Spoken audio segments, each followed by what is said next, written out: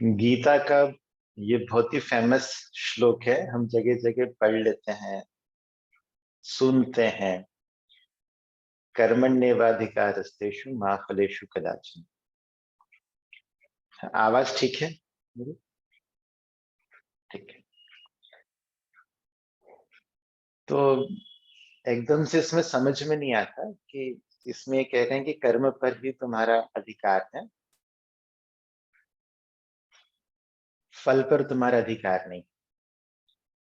और कई जगह हम कहते हैं कि हम ही अपना जीवन बनाते हैं, मतलब हमारे कर्मों से ही हम बनते हैं।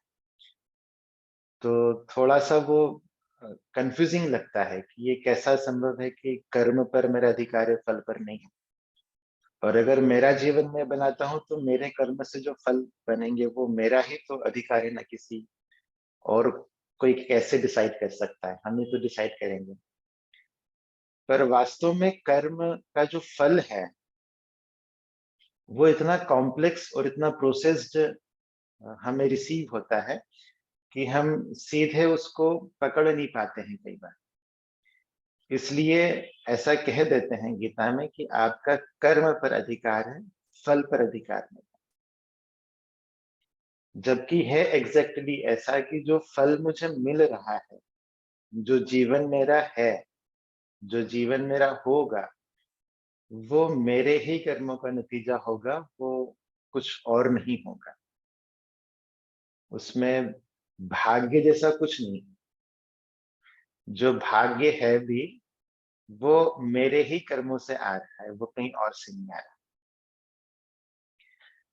इसको हम ऐसे समझें कि ये जो कर्म की थ्योरी है, ये वास्तव में हमारे योग में भी इस चीज को बहुत उससे समझाया गया है, कर्म सिद्धांत को। पतंजलि योग सूत्र में जो चित्तवद आता है, उस चित्त का एक आशय होता है। और उस आशय नाम का जो एलिमेंट है, उस एलिमेंट में हमारे कर्म बीज रूप में इकट्ठे होते हैं, हम जब योग की दृष्टि से समझें तो। और वो जो बीज रूप में इकट्ठे होते हैं तो वही बीज कभी फलित होते हैं। तो कर्म को तीन भागों में बांट देते हैं। एक संचित होते हैं, एक प्रारब्ध होते हैं, और एक क्रियमान। तीन भागों में बांट दिया। संचित कर्म, प्रारब्ध कर्म और क्रियमान कर्म। तो जो हमारे संचित कर्म होते हैं, मतलब जो मैंने पहले किया है, वो संचित हो गया, मेरा स्टोर्ड है कहीं पर। और कहाँ पर स्टोर्ड है? तो एक कर्माशय नाम का हमने कुछ एक स्पेस डिजाइन कर लिया कि कर्माशय में स्टोर होते हैं सारे के सारे कर्म। तो कर्माशय में वो स्टोर होते हैं हमारे सारे कर्म। जैसे अभी मैं कर रहा हूँ ना बात, ये कर्म है, तो ये स्टोर हो गया कहीं। अब जहां पर ये स्टोर हुआ है वहां पर ये प्रोसेस्ड होता है। और ये जब तक कन्वर्ट नहीं हो रहा वापस किसी फल में, तब तक वो प्रारब्ध कहलाता है। और जब ये कन्वर्ट हो जाता है किसी फल में, तब वो क्रियमान हो जाता है, एग्जिस्ट हो जाता है, वो अपना फल देने लगता है, तब वो क्रियमान का हो रहा है। पर जब वो फल दे रहा है तब भी वास्तव में वो कर्म ही हो रहा है वापस। तो ये जो कर्म है, ये फिर कुछ नई इमेज क्रिएट करेगा, ये फिर हमारे चित्त पे कोई इंप्रेशन क्रिएट करेगा। उस इंप्रेशन का फिर कोई रिजल्ट बन करके आएगा और हमारे प्रारब्ध के रूप में वो स्टोर हो जाएगा और फिर कभी वो फलित हो। ये अभी मैंने एकदम इसका जो कोर है, शुरू में मैंने वो आप लोगों को समझा दिया। इस कोर पर हम फिर वापस से आ जाएंगे। और अभी एक बिल्कुल लाइट मोड की बात हम कर लेते हैं। कर्मफल जो कर्म योग है वो अलग चीज है ना? और ये जो कर्मफल का सिद्धांत है ये अलग चीज है। कर्मयोग एक ऐसी चीज है जिसमें हम कर्म तो करें, पर वो प्रारब्ध में और संचित में कन्वर्ट ना हो। तो वो जिसको कर्मयोग के रूप में भगवान कृष्ण कह रहे हैं, वो बहुत एडवांस लेवल की बात है, जो वो गीता में कर्मयोग बता रहे हैं। हम उसकी बात नहीं कर रहे अभी। हम बात कर रहे हैं कि कर्म फलित होता है। मैं जो कर रहा हूं वो ही मुझे रिवर्स होकर के, प्रोसेस्ड होकर के मिलता है। ये साइंस है, ये टोटली फिजिक्स का साइंस है। फिजिक्स जितना श्योर है, जितना कंफर्म है, उतना ही कंफर्म हमारा कर्म का सिद्धांत भी है। फिजिक्स में फॉर्मूले होते हैं, प्रोसेस होती है, गति के नियम होते हैं। ये ये इतने परफेक्ट हैं कि इनमें कोई वेरिएशन नहीं है, इनमें कोई चेंज नहीं है, इनमें कोई एक्सेप्शंस नहीं है। जनरली जो होना है वही होगा, उससे दाएं बाएं नहीं होगा। तो कर्म में भी ऐसा ही है कि जो मैं कर रहा हूं वो मुझे मिलेगा ही। अब वो किस रूप में मिलेगा ये मुझे नहीं पता। कई बार हम समझ नहीं पाते कि ये आदमी बहुत बदमाश है, पर इसका जीवन बहुत अच्छा है। अगर हम ऐसा माने कि अच्छा करने वालों के साथ में अच्छा होगा और बुरा करने वालों के साथ में बुरा होगा, तो कई बार हम ये समझ नहीं पाते कि ये महा बदमाश आदमी है, पर इसके साथ में हो बहुत अच्छा रहा है, खूब पैसे हैं इसके पास में, खूब ऐश के साथ में रहता है, इसके जीवन में मजे ही मजे। और ये व्यक्ति बहुत सज्जन है, बहुत साधु है, सबका भला करता है, और इसके जीवन में तो बड़ा खराब ही खराब हो रहा है। तो ये अगर कर्म सिद्धांत को हम माने कि मेरे किए हुए कर्म ही मुझे वापस पलट कर मिलते हैं, तब तो अच्छा करने वालों के साथ में अच्छा होना चाहिए और बुरा करने वालों के साथ में बुरा होना चाहिए। पर ऐसा नहीं होता। ऐसा इसलिए नहीं होता क्योंकि हम जिस एंगल से उसको देखते हैं, प्रोसेस्ड होके उस एंगल से हमें वो चीजें नहीं मिलती है। ये वैसा है जैसे मैं रोटी खा रहा हूँ अगर, तो मेरे हाथ में रोटी नहीं जा रही, मेरे हाथ में सब्जी नहीं जा रही, मेरे हाथ में ब्लड जा रहा है, मेरे हाथ में ऑक्सीजन जा रहा है, न्यूट्रिशंस जा रहे हैं, मिनरल्स जा रहे हैं। तो क्रिया तो करी रोटी खाने की, भोजन करने की, कुछ सब्जी मिठाई खाने की, पर वो है ना प्रोसेस्ड होता है। और प्रोसेस्ड होकर के हमारे शरीर को उसका फल मिलता है, विटामिन के रूप में, मिनरल्स के रूप में, ब्लड के रूप में। तो ऐसे ही जो हम कर्म कर रहे हैं वो कर्म प्रोसेस्ड होता है, और प्रोसेस्ड होने के बाद वो हमें फल रूप में मिलता है। अब ये प्रोसेस्ड जो है ये हमारे हाथ में नहीं है, ये हमें समझ में नहीं आती है। वैसे ही जैसे डाइजेशन की प्रोसेस मेरे हाथ में नहीं है।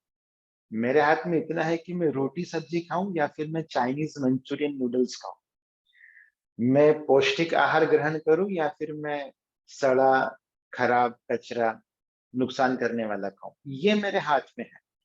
पर एक बार भीतर जाने के बाद में उसका प्रोसेस और उसका आउटकम मेरे हाथ में नहीं। कई बार आउटकम इतना इतना गहरा होता है और इतना चेंज होकर के होता है कि हम समझ नहीं पाते कि इस कारण से ऐसा हो।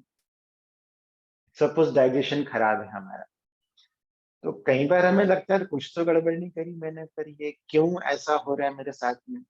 पर कहीं हमारी ही कोई मिस्टेक हुई होगी कि हमने कुछ अखाद्य खाया होगा, हमने कुछ खराब खाया होगा, हमने कुछ बासी खाया होगा, हमने कुछ एसिडिक खाया या पिया होगा।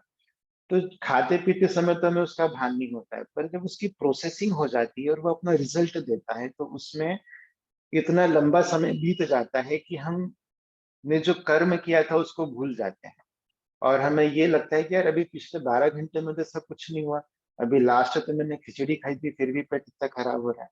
पर हमने उसके पहले कुछ की होगी गड़बड़, उसी का असर आता है कि हमारा पेट बिगड़ता है। जैसे कोई छोटा बच्चा बड़ा होता है जब, तो वो इतनी ग्रेजुअल, इतनी स्लो डाउन प्रोसेस है कि हम उसको पकड़ नहीं पाते कि कैसे इसकी बोन्स ग्रो कर रही हैं, कैसे इसका मसल्स ग्रो कर रहा है, कैसे ये बच्चा बड़ा हो रहा है। पर हो रहा है वो भोजन करने से। वो जो भोजन पा रहा है, वो जो भोजन कर रहा है, उसी से वो शरीर ग्रो कर रहा है उसका। तो ये कर्म हुआ कि भोजन करा, और ये फलित हुआ कि वो बड़ा होता जा रहा है। पर ये इतना गहरा है और इतना स्लो है कि हम उसको पकड़ नहीं पाते हैं ठीक से। तो हमारा उस पर ध्यान ही नहीं जाता, पर है तो उसी का।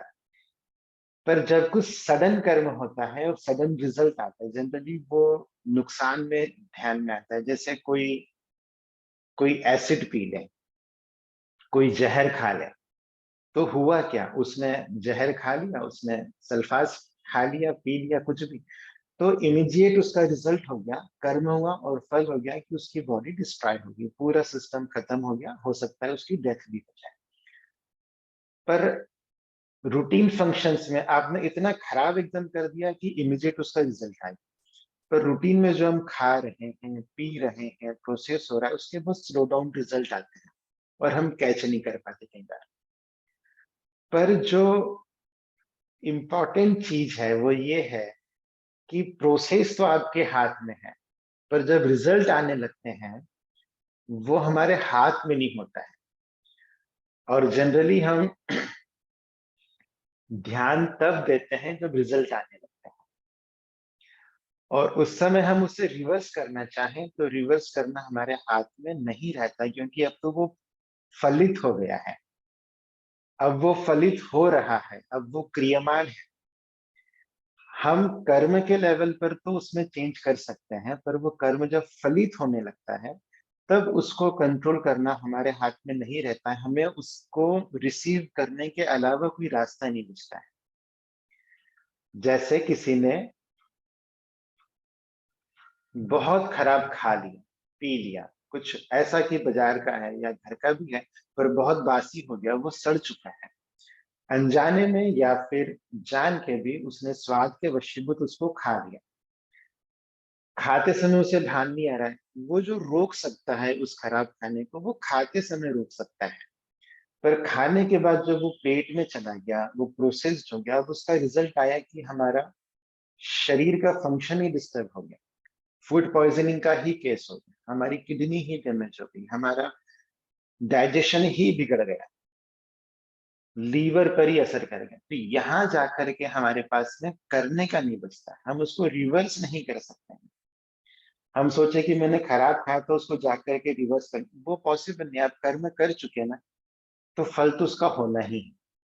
अब उसके काउंटर में आप दवाई लोगे, डॉक्टर पास जाओगे, वो आप अलग कर्म करोगे, पर वो जो उसका रिजल्ट आ रहा है आप उसमें रिवर्स नहीं लगा सकते, वो तो फलित होना ही। तो ये मैंने एक छोटा एग्जाम्पल बताया। तो मेरे जीवन में जो घट रहा है, जो फलित हो रहा है, वो एग्जैक्टली वही है जो मेरे द्वारा किए गए कर्म है, पर वो होते बीज रूप में है। मैंने कोई बीज बो दिया, आम का, बबूल का, कोई सा भी, उसको मैंने खाद दी, पानी दी, जो भी दिया,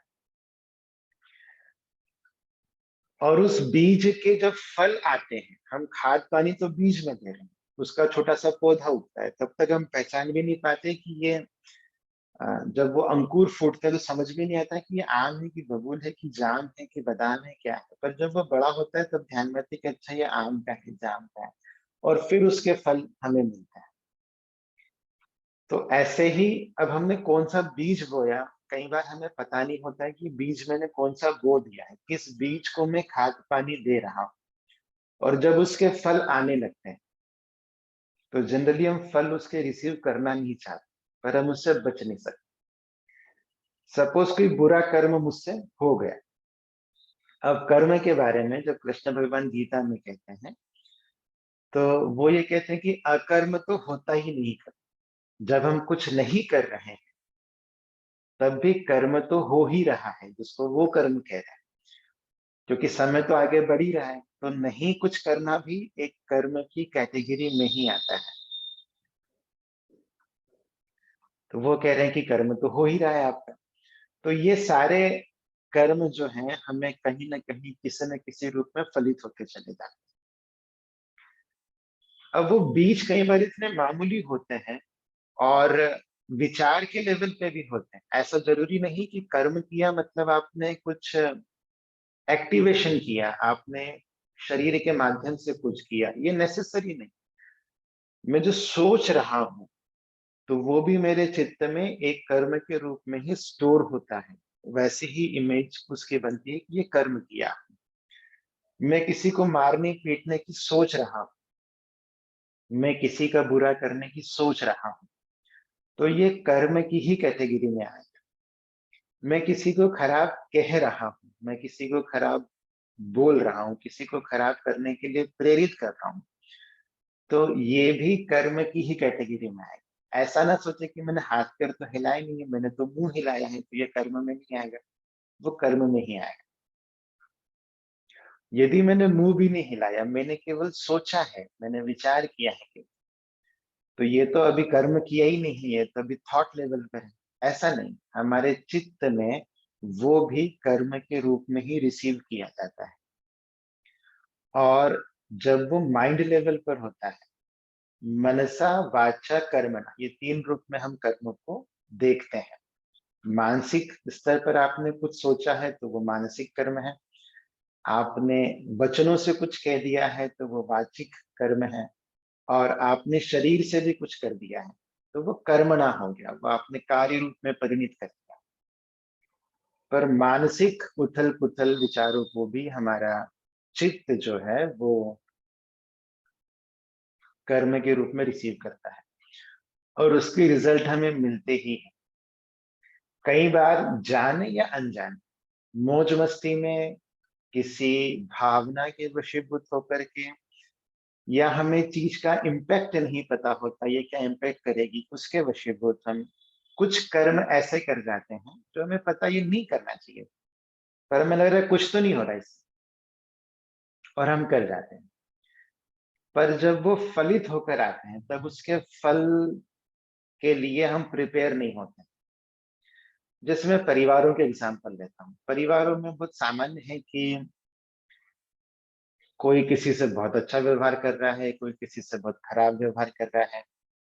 परिवार समाज दोनों में, हर लेवल पे कोई किसी को आगे बढ़ाने की कोशिश कर रहा है, कोई किसी को नीचा दिखाने की कोशिश कर रहा है, ये बहुत लगातार होता है। अब किसी परिवार में कोई एक, सपोज बुरा व्यक्ति, जैसे राम जी के समय पे मंथरा जी थी, कोई बुरा व्यक्ति है, अब वो क्या करता है कि रोज रोज रोज कुछ फीड करता है, किसी को फीड करता है। अब कोई सोचे कि इसका कोई असर नहीं है, इसकी कोई वर्थ नहीं है, कोई वैल्यू नहीं है, इन बातों का असर नहीं होता। पर ऐसा नहीं है, जब वो बातें हमारे भीतर आती हैं, प्रोसेस्ड होती हैं, और जिनको हम बहुत छोटी बात मानते थे वो जब फलित होती हैं, तो हम उससे भयभीत हो जाते हैं जब वो फल में बदल करके आती हैं। वो इतना भयावह रूप लेकर के आती हैं कि कई बार परिवार टूटते हैं, बिखरते हैं, कई बार लोग डिप्रेशन में जाते हैं, जीवन टूटता है, कई बार लोग सुसाइड कर लेते हैं। पर उसके बीज हमने ही बोए रहते हैं, हमारे ही कर्मों के रूप में। जैसे भोजन का ही एग्जाम्पल लें, या हमारे स्वास्थ्य का ही एग्जाम्पल लें। यदि किसी को शुगर है, तो अब शुगर तो कोई ऐसी बीमारी नहीं है ना कि किसी मच्छर के काटने से हो गई हो। किसी को वजन ज्यादा है, तो वजन तो कोई ऐसी बीमारी नहीं है ना कि ये मच्छर के या किसी वायरस के इन्फेक्शन से हो गई हो। ये हमारे ही जीवन को जीने का जो तरीका था, जाने या अनजाने में, उसमें हम हेल्थ कॉन्शियस नहीं थे, या जो हमारा रूटीन रहा, जो हमारा पैटर्न रहा, जैसा हमारा दिन रहा, हमें लग रहा है कि 2 कचौरी से क्या फर्क पड़ रहा है, हमें लग रहा है कि थोड़े मीठे से क्या फर्क पड़ रहा है, हमें लग रहा है कि थोड़ी ओवर ईटिंग से क्या फर्क पड़ रहा है, हमें लग रहा है कि काम नहीं करने से क्या फर्क पड़ रहा है। पर ये होते होते होते हमारे शरीर में जब कर्म फल के रूप में आते हैं, तब फिर हमें दुख ही होता है कि अरे ये कैसे हो गया, ऐसा तो नहीं होना चाहिए था, मुझे तो शुगर नहीं होनी थी, मुझे तो बीपी नहीं होना था, मैं तो बहुत स्वस्थ हूँ, मेरे घुटने तो नहीं दुखने चाहिए थे। पर ये हमारे ही कर्म है, और इसमें हमारे पूर्व जन्म का भी रोल नहीं है। हेल्थ लेवल पे जो कर्मफल हमारे आ रहे हैं, वो तो हमारे ही इस जीवन के करे हुए, शरीर के साथ करे हुए कर्मों का फल हमें मिलता है स्वास्थ्य के रूप में। हाँ, जहाँ कहीं ऐसा है कि अ, कोई बाई बर्थ ही बीमार है, बाय बर्थ ही उन्हें कोई ऐसी बीमारी है जो हार्मोनल इम्बैलेंस टाइप की है, या शरीर के लेवल पर कोई उनकी विकलांगता है, तो ये हो सकता है पूर्व जन्म का कुछ होगा उनका। पर ये जो लाइफस्टाइल डिसीजेस कही जाती है, ये तो मेरे ही कर्म है ना। इसलिए हेल्थ यदि हमें चाहिए तो वो एक लाइफ़स्टाइल के रूप में अपनाना पड़ता है। क्योंकि मैं सोचूँ कि मैं एक्सरसाइज़ कर लूँ, मैं योग कर लूँ, मैं रनिंग कर लूँ, मैं खूब प्राणायाम कर लूँ, पर मेरा भोजन वैसा ही रहे, पार्टी वाला, फंक्शंस वाला, हेवी वाला। तो वो जो कर्म कर रहे हैं, योग का फल भी मिलेगा, एक्सरसाइज का भी मिलेगा, पर वो जो भोजन के रूप में हम कर रहे हैं, वहाँ मेरा ध्यान नहीं है, तो वो भी हमें फलित होता ही है। वो भी हमारे भीतर प्रोसेस होकर के वेट गेन के रूप में, डायबिटीज के रूप में, डिसीज के रूप में आता है। ये फल इतने कन्फर्म आते हैं कि कई बार हमें ऐसा लगता है कि ऐसा मैं चाहता नहीं था, पर ऐसा हो गया। इसको बहुत अच्छे एग्जाम्पल के रूप में मैं ये कहता हूँ कि जैसे कोई बम है, दिवाली का बम पटाखा है, उसकी बत्ती में हम आग लगाते हैं। तो आग लगाने का जो कर्म है वो बहुत छोटा सा है, ठीक है। अब वो बहुत छोटा सा है कर्म, हमने बस माचिस की तीली जलाई और उसको टच भर कर दिया। अब हो सकता है किसी बच्चे को नहीं पता है कि ये बम किस रूप में फूटेगा, ये गोल घूमेगा कि आसमान में जाके फूटेगा, या अनार के रूप में जाएगा, या रस्सी बम जैसा ब्लास्ट करेगा, उसे नहीं पता। उसे रस्सी दिख रही है और ये कुछ फटाका है, मजा है, रस्सी में आग लगा ली। अब आग लगाना तो बहुत छोटा सा कर्म है ना, पर वहां कुछ प्रोसेस होना है, वहां अंदर कुछ फंक्शंस, कुछ प्रोग्रामिंग स्टोर्ड है। अब आग लगाने के बाद में हम सोचें कि ये फूटना नहीं चाहिए ऐसे, ये ऐसे नहीं, ऐसे फूटना चाहिए, तो अब वो हमारे हाथ में नहीं रहा। अब वो जैसा डिजाइन है वो वैसा ही फूटेगा, वो बम के रूप में फूटेगा, या हवा में जाके फूटेगा, या चक्री के रूप में फूटेगा। वो जैसा डिजाइन है वैसा फूटेगा। जैसे बीज है, हमने बीज डाल दिए, हमने गीली मिट्टी में डाले, हमने सूखी मिट्टी में डाले, हमने पहाड़ चट्टान पे डाल दिए, तो हर जगह वो अलग अलग रिस्पॉन्स देगा बीज। कहीं वो बहुत अच्छे से बीज पनपेगा, कहीं नहीं पनपेगा, कहीं कम पनपेगा, ऐसा। तो ऐसे ही हमारा चित्त जो है हमारे कर्मों को वैसा ही रिस्पॉन्ड करता है। जनरली आप इसको देखो, हमारे जीवन में कुछ खराब हो रहा है तो आप सोचोगे तो ध्यान में आएगा कि ये मेरा ही किया हुआ है, ये कहीं बाहर से आया हुआ नहीं है। और मेरे किए हुए में चूंकि वो प्रोसेस्ड होकर के आए हैं, तो हमें ध्यान में है कि मैंने तो ऐसा नहीं चाहा था कि इनसे मेरे संबंध खराब हो जाए। मैंने तो ऐसा नहीं चाहा था कि इनसे मेरी बातचीत बंद हो जाए। मैंने तो ऐसा नहीं चाहा था कि ये वाली चीज मेरी ना हो। वास्तव में कहीं न कहीं उसके बीज जाने या अनजाने मेरे द्वारा ही बोए गए थे। पर चूंकि वो काफ़ी प्रोसेसिंग होकर के हमारे सामने आ रहा है, तो हम समझ नहीं पाते कि मैंने तो रोटी खाई थी, ये यहाँ पे काट रहा हूँ तो रोटी नहीं आ रही, ब्लड आ रहा है। और हम सोचे कि मैंने ब्लड तो नहीं खाया था, ना ही ब्लड पिया था, पर रोटी खाई थी, यहाँ तो ब्लड बन के आ रहा है। तो चूंकि ये प्रोसेस्ड हो रहा है, इसलिए वो ब्लड बन के आ रहा है। तो यदि हमें कर्म की जो प्रोसेसिंग है, किस रूप में वो फलित हो रहा है, इसको हम ट्रेस कर सकें, तो हमारा जीवन बहुत सुंदर होगा।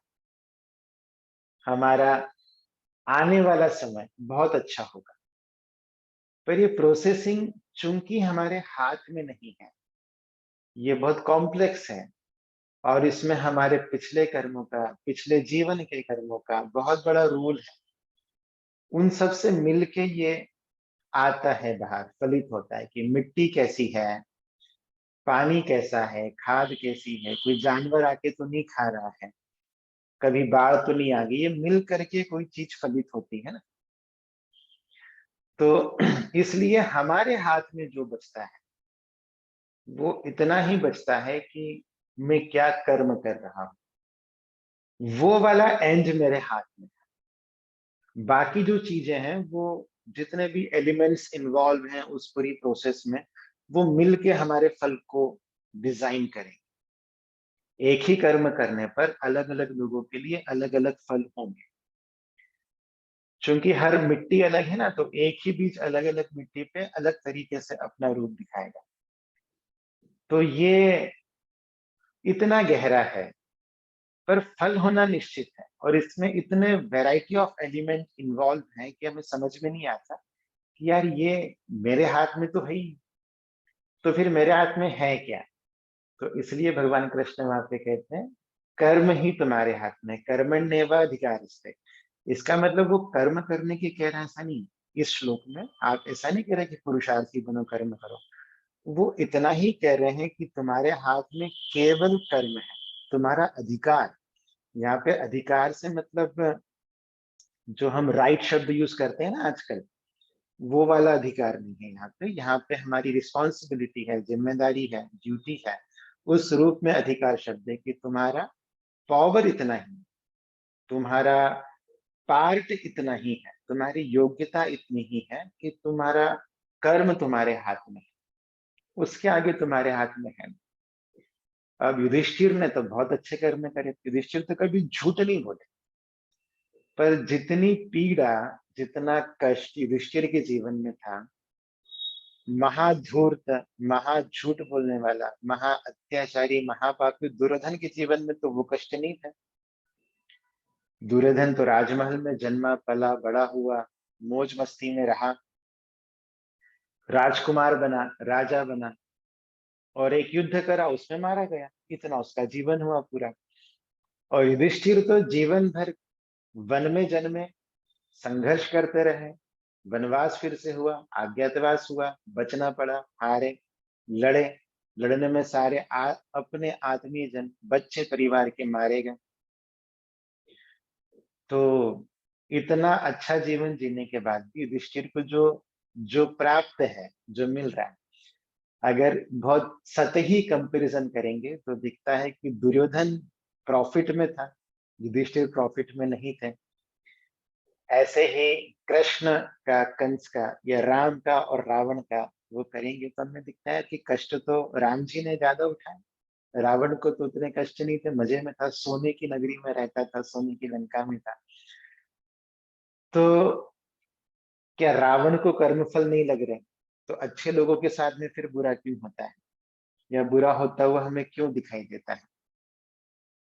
तो वो इसीलिए क्योंकि कुछ हमारे कर्म पुराने जब कट रहे होते हैं, हमारे ही करे हुए पुराने जब कटते हैं, तो वो कष्टों के रूप में कटते हैं। रामकृष्ण परमहंस को अंतिम समय में गले का कैंसर, और उन्हें अथाह पीड़ा होती थी, इतनी पीड़ा होती थी कि पानी का एक घुंट भी वो नीचे गले से उतार नहीं पाते थे, भोजन करना तो बहुत दूर की बात हो जाती थी। और उनके कष्टों को देख करके उनके शिष्य भी बहुत कष्ट पाते थे, और उन्हें कहते थे, विवेकानंद जी ने कहा कि आप माँ से कहो, वो तो आपकी सब बात मानती है कि आपको स्वास्थ्य दें, आपको अच्छा जीवन दें, आपका ये कष्ट तो दूर हो जाए, आप भोजन तो कर सको। तो परमहंस तो परमहंस थे, मतलब परमहंस एक अवस्था है जो पूरे समय समाधिस्थ है, ऐसे लोगों को परमहंस कहा जाता है, उस अवस्था में है। तो ठाकुर कहते थे उनको, तो विवेकानंद जी के कहने पर उन्होंने बोला ठीक है, मैं माँ से बोलूंगा।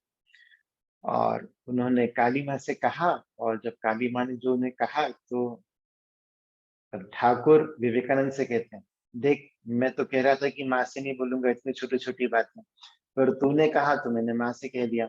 और माँ मुझे कह रही सहो सहो, इसको सहो, और तुम्हें खाना ही है तो इतने सारे सब तेरे ही तो मुंह है, उन्हीं से खा तू, मतलब जितने भी शिष्य हैं, ये तेरा ही तो रूप है, इन्हीं से खाना खा ले, बाकी इसको सहन कर। वो कह रहे कि माँ कह रही है सहो सहो, क्योंकि कुछ कटना है, तो ज्यादा अच्छा है कि वो कट जाए। भोगों का कटना कहते हैं। जैसे आप लोग इन बातों पर विश्वास करें या ना करें, पर हमारे परंपरा में 84 लाख योनियां मानी जाती हैं। उन 84 लाख योनियों में हम केवल मनुष्य योनि को ही ऐसा मानते हैं जिसमें हम कर्म कर सकते हैं। बाकी जो योनियां हैं वो कीट पतंगों की, पशुओं की, पक्षियों की, जिनकी भी हैं, उन्हें भोग योनि कहा जाता है।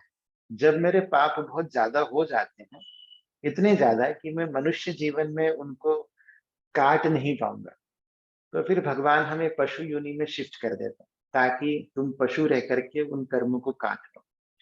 और जब एक लेवल का बैलेंस आ जाता है, हम फिर कुछ प्लस करने की स्थिति में आ जाते हैं, तो हमें लास्ट लेवल पे जाकर के मनुष्य योनि मिलती है। दुर्लभ है मनुष्य होना, और उसमें भी दुर्लभ है भारत में जन्म होना, क्योंकि भारत इन सिद्धांतों को समझता है। और उसमें भी दुर्लभ है सनातन परंपराओं से परिचित होना, क्योंकि हम इनको एक्सप्लोर कर पाते हैं, हम इनके गणित को समझ पाते हैं। तो जब मनुष्य योनि मिलती है तो यहाँ पर हमारे कर्म फलित रूप में चेंज होते हैं। कुत्ता है, कोई और जानवर है, गधा है, घोड़ा है, ये कोई कर्म नहीं कर रहे, इनका कोई कर्म फलित नहीं हो रहा है, बस ये काट रहे हैं, कुछ भोग रहे हैं। इन्हें वो बिता देना है तो उनका वो माइनस हो जाएगा जो स्टोर हुआ है कुछ इनका, खराब कर। पर हम अच्छा करेंगे तो वो अच्छा हमारे पास में बैटर के रूप में स्टोर हो जाएगा, या फिर हम इन सब से भी ऊपर उठ के निष्काम कर्म की अवस्था में जा पाएंगे। तो निष्काम कर्म को तो और थोड़ा आगे हम सोचते हैं, पर मनुष्य योनि इसलिए इंपॉर्टेंट हो जाती है कि हम जो कर्म करेंगे वो विचार पूर्वक कर सकते हैं, और उन विचार पूर्वक कर्मों के द्वारा हम पुराने कर्मों को, प्रारब्ध को काट सकते हैं, और कुछ अच्छे कर्मों को हम अपने पास में क्रिएट कर सकते हैं, स्टोर कर सकते हैं, कुछ बेहतर भविष्य बना सकते हैं, प्रारब्ध बना सकते हैं हमारा आगे का अच्छा। जब कर्मयोग की बात गीता में कृष्ण जी कर रहे हैं, तो वो उस कर्म की बात कर रहे हैं कि जो कर्म तो आप करें, पर वो बीज रूप में जा ही नहीं रहा है, वो आगे की प्रोसेस हो ही नहीं रही है, आपने किया और छुट्टी है, वो खत्म है। इसलिए आप ध्यान करना, अगर किसी ने गीता पढ़ी है तो, या उसमें रुचि है तो, उसमें कृष्ण जी बार बार संतुलन की बात करते हैं, बैलेंस की बात करते हैं। सुखे दुखे समय कृत्वा, लाभा लाभू जया जयो, हानि लाभ में, सुख दुख में, शीतोष्ण सुख दुखेशु, शीत में और गर्मी में, सुख में और दुख में, मित्र में और शत्रु में, इन सब में वो बैलेंस की बात करते हैं। इसका मतलब वो ये कह रहे हैं कि आप जो करें उसमें आप प्लस या माइनस में मत जाओ। जैसे नंबर लाइन होती है ना, उसमें एक जीरो पॉइंट है, इधर माइनस है इधर प्लस है। तो वो कह रहे हैं ना माइनस ना प्लस, ना सुख ना दुख, ना मित्र ना शत्रु, ना शीत ना गर्मी, आप बीच में रह करके जब कर्म करते हो तो वो कर्म फिर आपके प्रारब्ध में जाके स्टोर नहीं होता, वो निष्काम कर्म है। यानी कर्म भी किया, वो कर्म योग है, सॉरी निष्काम कर्म कह लो या कर्म योग कह लो, कि कर्म भी किया पर वो बीज रूप में नहीं बदला, वो प्रारब्ध रूप में नहीं चेंज हुआ, उसने बस वो वही होके खत्म है। तो उसके लिए हमारा चित्त उस लेवल पर चाहिए, जिस लेवल की मैंने लास्ट डिस्कशन में बात की थी, वो कह रहे योगस्थ गुरु कर्मा, कि जब योग में स्थित होकर के कर्म करोगे तो, और योग क्या है तो वो कह रहे हैं समत्वम योग उच्चते। समत्व को योग कहते हैं कृष्ण जी गीता में। समत्व यानी संतुलन, इस लेवल का संतुलन की अपार विपत्ति में हम वैसे ही हैं, और अपार प्रसन्नता में हम वैसे ही हैं। तो जो सज्जन लोग हैं, जिससे मैंने युधिष्ठिर जी का नाम लिया, तो वो विपत्ति में भी वैसे ही हैं, और वो राजा बने, सम्राट बने, राजसूय यज्ञ किया तो भी वो वैसे ही है, वो विचलित नहीं है। जैसे राम जी हैं, राम जी को आज खबर हुई कि आज तक कल राज्याभिषेक है, तो भी वो वैसे ही हैं। और सुबह उन्हें खबर हुई कि आपको 14 वर्ष के लिए वनवास जाना है, तो भी वो वैसे ही। तो ये समत्व कहलाता है। तो समत्व में स्थित होकर जब कर्म होता है तब वो निष्काम कर्म होता है, तब वो कर्म हमारे प्रारब्ध तो काटेगा पर हमें आगे के जीवन में बंधन में नहीं बांधता।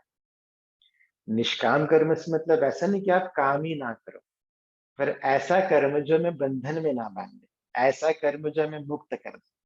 तो जो वो अर्जुन से कह रहे हैं कि तू योग में स्थित होकर कर्म कर, तो वो जब योग में स्थित होकर के वध करेगा दुष्टों का, अधर्मियों का, पापियों का, तो उसे उन्हें मारने का, हत्या का पाप नहीं लगेगा।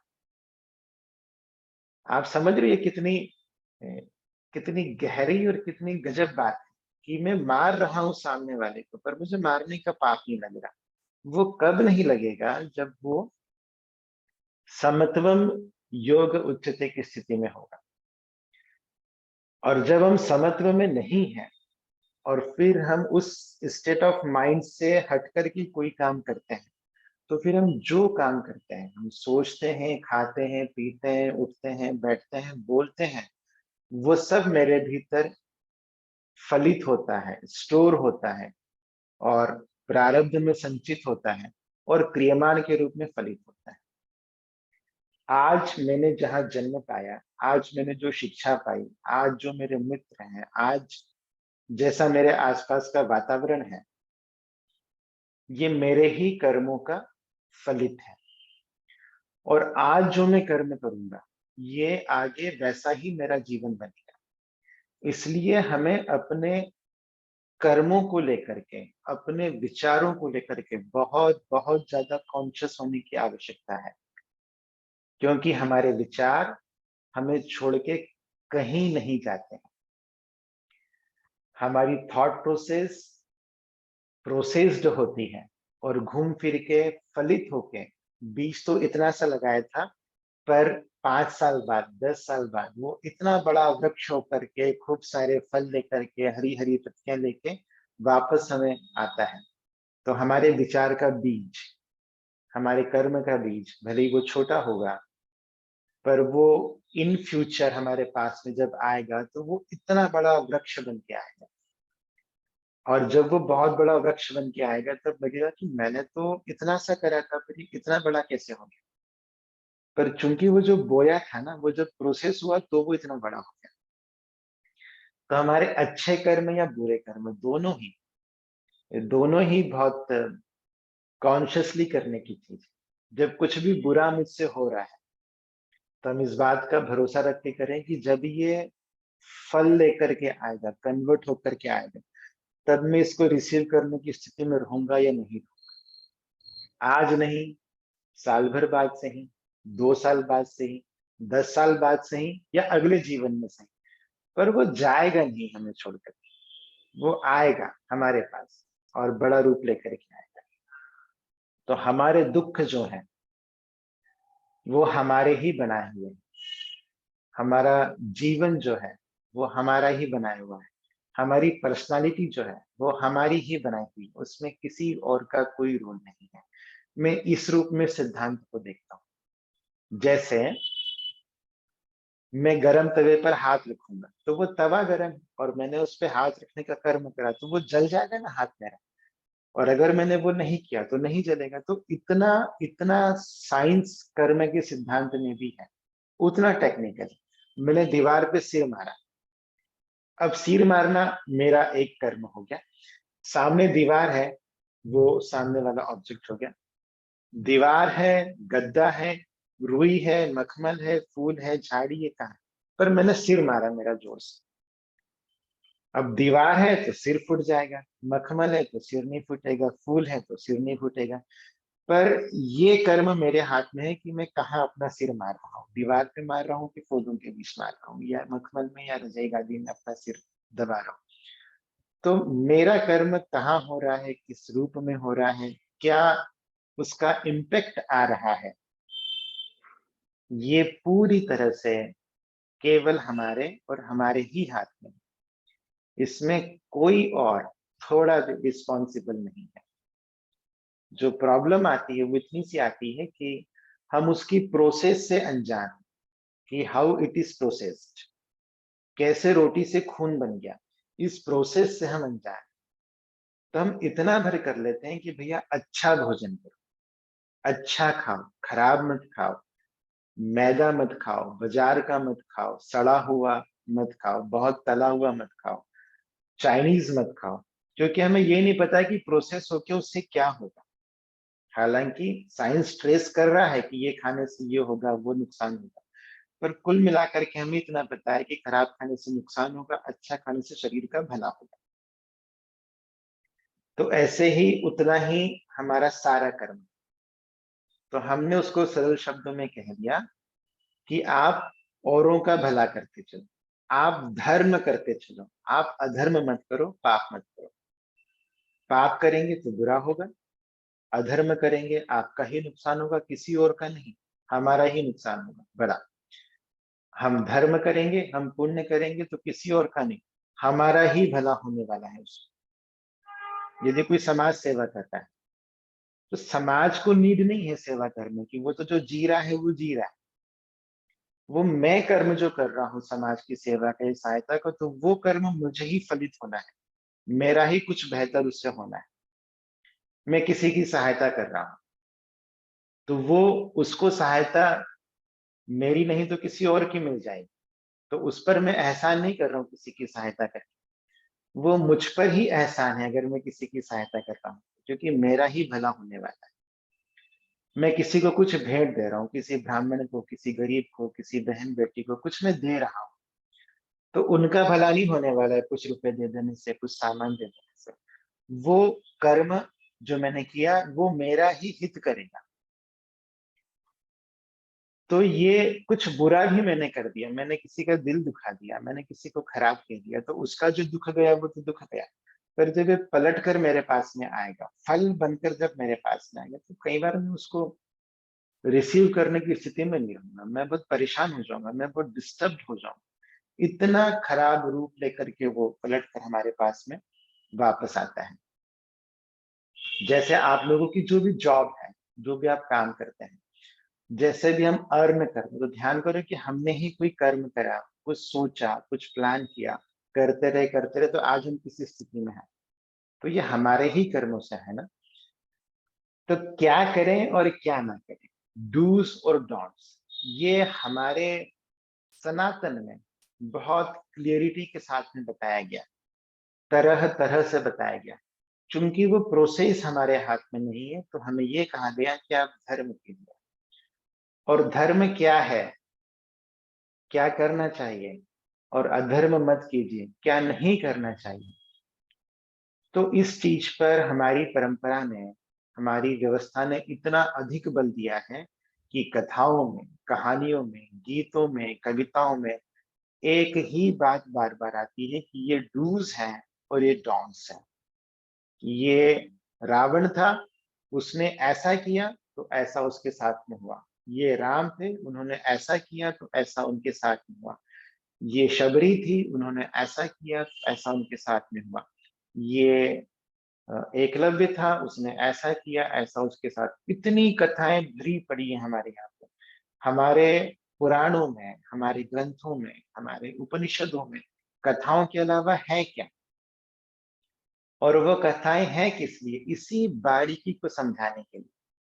जैसे पितामह भीष्म की भी कथा आती है कि उन्हें क्यों इतने तीर मारे गए। तो कृष्ण कहते हैं ना कि याद करो पिछला, फिर पिछला, फिर पिछला। उन्हें याद नहीं आता कि मैंने कहीं कुछ गलत किया। फिर कई जन्म पहले का याद में आता है कि मैंने एक कीड़े को, काफी सारी ऐसे लकड़ी के जो बारीक बारीक कांटे रहते हैं, वो कांटे चुभो दिए थे। और वो कई जन्मों बाद जब प्रोसेस होकर के आए, तो इस रूप में आया कि उन्हें अपने ही परिवार के बेटे से, उनके प्रिय पुत्र से तीर इतने सारे लगने पड़े शरीर। इतना प्रोसेस होकर के चीजें, तो ये कहानी किस लिए, इसीलिए कि ऐसा हुआ था और फिर उसका रिजल्ट ये रहा। रावण ने ऐसा करा था। अगर आप, अच्छा इसमें है ना, बहुत इजीली पूर्व जन्मों की कहानियां भी हैं। द्रौपदी के 5 पति क्यों है, तो उसके पूर्व जन्मों की कहानियां बता दी कि ऐसा ऐसा था, इसलिए उसके 5 पति। तो ये सारी चीजों में हमें कुछ न कुछ इतना गूथा हुआ मिल जाएगा कि ये इसलिए ऐसा हुआ। हिरण्यकश्यप ऐसा क्यों था, तो उसकी भी कुछ कहानी है। प्रहलाद ऐसा क्यों था, तो उसकी भी कुछ कहानी है। या विष्णु जी ने इस रूप में अवतार क्यों लिया, तो उसकी भी कुछ कहानी है। तो ये कहानियां इसलिए हैं कि जब हम ऐसा ऐसा करेंगे तो ऐसा हमारे जीवन में होगा, अच्छा या बुरा, दोनों रूप में हमारी कहानी बताती है। तो ये लगातार की हमारी लर्निंग होती है कि इससे मुझे इतने सरल शब्दों में डूज डोंट्स हमें परोस दिए कि ये आप करिए और ये आप मत करिए। या और सरल कह दिए कि 18 पुराणों में एक ही बात भगवान व्यास ने कही है, परोपकार पुण्याय पापाय परपीड़न। आप परोपकार कीजिए, वही पुण्य है, और दूसरों को पीड़ा देना यही सबसे बड़ा पाप है। तो आप पुण्य कमाइए, पाप मत कमाइए। बार बार ये बात तरह तरह तरह से हमें कहनी है। तो हम जो कर रहे हैं वो एक प्रिंट बना रहा है हमारे भीतर। हम जो खा रहे हैं जो पी रहे हैं, जो सोच रहे हैं, उन सब की एक प्रिंट बनती है और वही प्रिंट हमें बाद में आकर के सामने प्रकट हो जाती है, किसी राक्षस के रूप में या किसी देव पुरुष के रूप में। राक्षस हमें लगता है कि मैंने तो राक्षस नहीं चाहा था, पर मैंने ही उसका बीज बोया था। कई बार आप देखना, कई काम जीवन में ऐसे होते हैं कि आप पीछे पड़े हैं पर वो हो नहीं रहा है, अच्छा काम भी। और कई काम ऐसे हैं कि आपने बहुत प्रयास नहीं किया, आपने थोड़ा प्रयास किया और वो काम आपका बन गया, बल्कि ज़्यादा अच्छे से बन गया। तो ये क्या है? ये प्रोसेसिंग इतनी अजीब है और इतनी गहरी है कि चीज़ें अपने समय पर फलित होती हैं। तो हमारे हाथ में इतना ही है कि हम अच्छा करते जाएँ, अच्छा करते जाएँ, अच्छा करते जाएँ, अच्छा सोचते चले जाएँ, धर्म करें और अधर्म से बचे रहें। तो जब ये धर्म-अधर्म की क्लैरिटी हमारे भीतर आती है, तो फिर हमें कभी कोई कन्फ्यूज़न नहीं है। हमें कुछ करने में, हमारे करियर में, हमारे बिज़नेस में, हमारी जॉब में, हमारे परिवार में, हमारे संबंधों में स्पष्टता आ जाती है, साहस आ जाता है, स्थिरता आ जाती है, द्वंद्व समाप्त हो जाते हैं। तो कर्म का सिद्धांत की जब मैं बात करता हूँ, तो वो एग्ज़िस्ट करता है या नहीं करता, ये मेरी थॉट प्रोसेस में रहता ही नहीं। वो एग्ज़िस्ट करता है, 110% 200% एग्ज़िस्ट करता है। बस वो प्रोसेस हमें समझ में नहीं आती कि मेरे क्या करने से क्या होता है। कभी जीवन में खूब अच्छा हमें एकदम से मिल जाता है, तो हमारे पुराने लोग सहज ही कह देते हैं, कोई पुण्य ही काम में आ गई, कोई पुण्य आ गया, कोई पुराने कर्म काम में आ गए। कभी किसी भारी खतरे से हम बच जाते हैं, तो कहने में यही आता है कि कोई पुण्य काम में आ गया, पूर्वजों का आशीर्वाद काम में आ गया। तो ये हमारा ही कर्म था जिसने हमें बचा लिया। और कभी वो छोटी-सी चीज़ भी इतनी बड़ी होकर के हमारा नुकसान कर देती कि हमें कल्पना नहीं था कि ये छोटी-सी गड़बड़ी, ये छोटी-सी मिस्टेक, अनजाने में करी हुई गड़बड़ी इतना बड़ा हमारा नुकसान कर देगी। तो वो भी जाने-अनजाना हमारा ही बोया हुआ बीज था और जब वो प्रोसेस होके आए, तो हमें लगता है कि अरे बाप रे! इतना बड़ा नुकसान हो गया हमारा।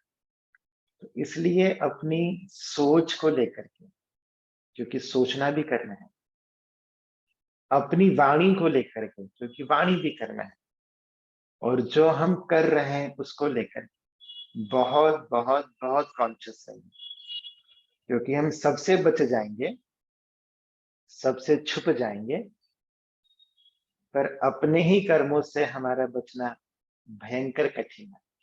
तो हमारे यहाँ पे जो प्रार्थना है, हमारे यहाँ पे जो अल्टीमेट है, हमारे यहाँ पे जो अचीव करने जैसा है, वो मुक्ति है। और मुक्ति का मतलब मृत्यु नहीं है। मुक्ति का मतलब होता है कर्म के बंधनों से मुक्ति, कि मैं कर्म तो कर रहा हूँ, पर उसका बंधन नहीं लग रहा है।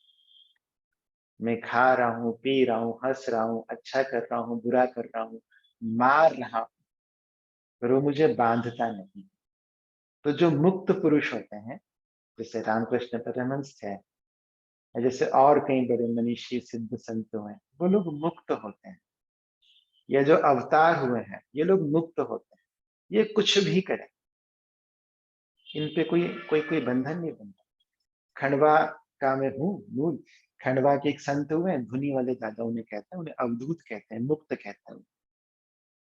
अब तो वो नहीं है, उनकी समाधि है, पर मुक्त पुरुष को बंधन नहीं बांधता। वो शिव के अवतार माने जाते हैं, धुनी वाले दादा जी। वो कोई आता था उनके पास में तो उसको डंडे से पीट देते थे, गाली बोल देते थे, चिल्ला देते थे, डाँट देते थे, मिट्टी पत्थर उठा के मार देते थे। कई बार तो मैला, अपना मल उठा के फेंक देते थे। और जिसके साथ में ऐसा होता था, उस पर उनकी कृपा हो जाती थी, मतलब बड़ी कृपा हो जाती थी, उसका जीवन बन जाता था हर तरीके से।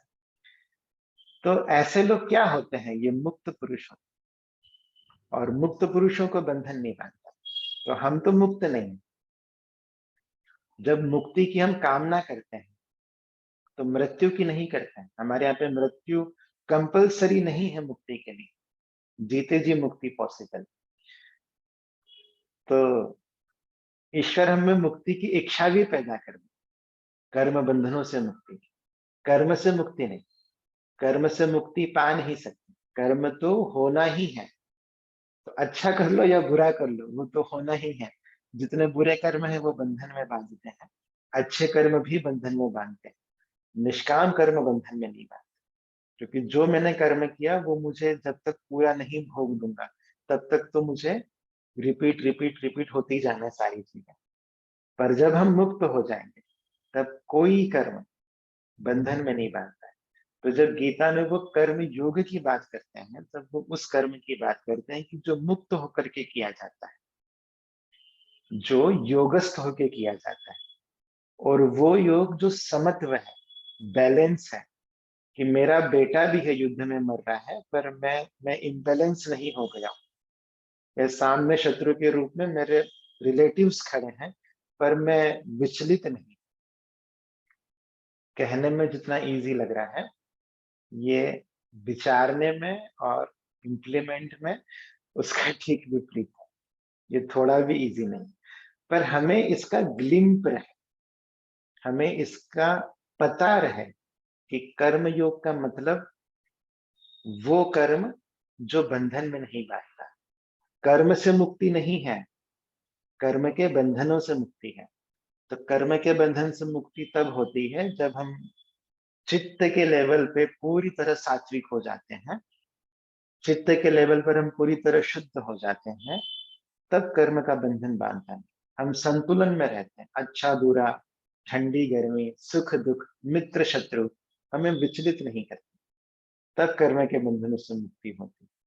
टिल देन, तब तक, जब तक हम मुक्त नहीं होते, अपने बुरे कर्मों को अच्छे कर्मों से समाप्त करने का प्रयास हमें करना चाहिए। चित्त की दो वृत्तियां बताते हैं पतंजलि, क्लिष्ट अक्लिष्ट।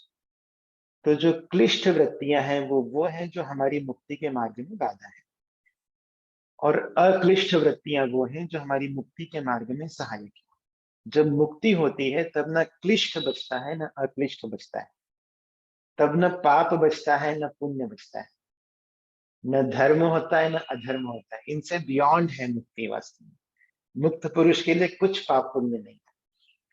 पर टिल देन हमें पाप को पुण्य से बैलेंस करना है, हमें अपने बुरे कर्मों को सत्कर्मों से बैलेंस करना है, हमें क्लिष्ट वृत्तियों को अक्लिष्ट वृत्तियों से बैलेंस करना है। तो इतना ध्यान रखें, ये ये डिबेट का विषय मुझे लगता ही नहीं कि कर्म फलित होता है या नहीं होता है। मतलब मैं इसमें श्योर हूँ, भयंकर वाला श्योर हूँ। मैं अपने जीवन में देखता हूँ कि ये जो हो रहा है ना, ये मेरा ही करा हुआ था और आज ये हो रहा है। इस जीवन का, जो पुराना तो मुझे नहीं पता है, पर इस जीवन का। तो कुछ लोगों को याद रहता है पुराना भी, अच्छे योगी याद रखते हैं। जैसे सदगुरु की अगर आप पढ़ोगे बायोग्राफी उनकी एक है, तो वो अपने पिछले 3 जन्मों का भी बताते हैं कि ये था फिर ये था। तो लगातार की साधना थी, फिर साधना थी, तो ये थर्ड जीवन में उनकी साधना और इंटेंस वो कर पाए। तो कई जीवन लगते हैं मुक्त होने में, पर हमारी यात्रा रहे उस दिशा में, हमारी इच्छा रहे उस दिशा में कि मेरे कर्म बंधन में ना बांधे, मैं उतना मुक्त हो सकूं। हमारा सोच हो उस दिशा में कि मैं योगस्थ हो सकूं। पर तब तक अपने विचारों के लिए, अपनी वाणी के लिए, अपने कर्मों के लिए बहुत बहुत बहुत कॉन्शियस रहिए। ये हमें दिव्य बना सकते हैं और ये हमें राक्षस बना सकते हैं। मैं अच्छा बनूं या मैं राक्षस बनूं, इसकी चाबी पूरी तरह से केवल और केवल मेरे हाथ में है। कोई और रिस्पॉन्सिबल नहीं है। मेरे माता पिता, मेरे भाई बंधु, मेरे मित्र परिचित, मेरे टीचर, कोई कोई रिस्पॉन्सिबल नहीं है। केवल मैं और केवल मैं ही रिस्पॉन्सिबल हूँ मेरे अपने जीवन को बनाने या बिगाड़ने के लिए।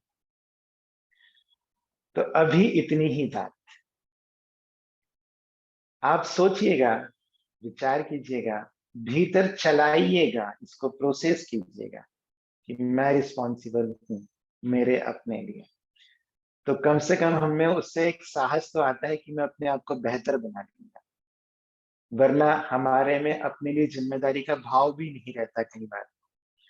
तो अपनी ज़िम्मेदारी आप लीजिए, अपने स्वास्थ्य के लिए, अपने व्यक्तित्व के लिए, अपने अच्छे जीवन के लिए, अपने ही कर्मों को ज़िम्मेदार बनाइए, किसी और को नहीं। यदि मैं गुस्सैल हूँ, तो आई एम द रिस्पॉन्सिबल। यदि मैं बहुत बदमाश हूँ, तो आई एम द रिस्पॉन्सिबल, क्योंकि मेरे कर्म। और यदि मैं बहुत अच्छा बनना चाहता हूँ, तो मैं ही रिस्पॉन्सिबल हूँ, मैं उसकी ज़िम्मेदारी उठाऊँ, मेरे ही कर्म मुझे बनाए। तो इतनी ही बात। अभी ये पूरा वन साइडेड हो गया, मैं नहीं कहा, मुझे कहना ही था, क्योंकि ये मेरा बहुत प्रिय विषय है। गीता में भगवान कृष्ण कहते तो हैं, पर वो निष्काम कर्म तक जाने की बात कहते हैं, ऐसे कर्म करो। वो इजीली थोड़ा समझ में नहीं आता, पर ये तो समझ में आता है कि मैं मेरे कर्मों के लिए जिम्मेदार, और ये मुझ तक पलट कर आते हैं, और कई गुना फल लेकर के आते हैं। मैंने एक अपशब्द कहा, तो वो 50 अपशब्द मेरे पास से पलट करके आ जाए, क्योंकि वो प्रोसेस होके आ रहा है ना। तो वो प्रोसेस होके जब आता है, तब कई बार हम उसे पकड़ नहीं पाते कि क्या। तो ठीक है, हम इस सेशन को यहाँ पे एंड करते हैं। आप लोग खूब प्रसन्न रहें, खूब आनंद रहें, ईश्वर की खूब कृपा रहे, और मुक्ति की इच्छा तो जागी इस जीवन में, इतना भी हो जाएगा तो बहुत कृपा हो जाएगी। खूब प्रसन्न रहें, खूब आनंद रहें। जय श्री कृष्ण।